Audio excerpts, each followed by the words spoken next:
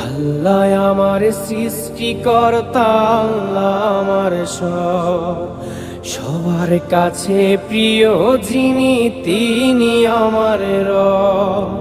দুনিয়া করব সবাই আল্লাহর ইবাদত, দুনিয়া করব সবাই আল্লাহর ইবাদত। সব কিছুতে দিবেন তিনি তারই রহমত, সব কিছুতে দিবেন তিনি তারই রহমত। আল্লাহ আমার সৃষ্টিকর্তা, আল্লাহ আমার সবার কাছে প্রিয় যিনি, তিনি আমার রব।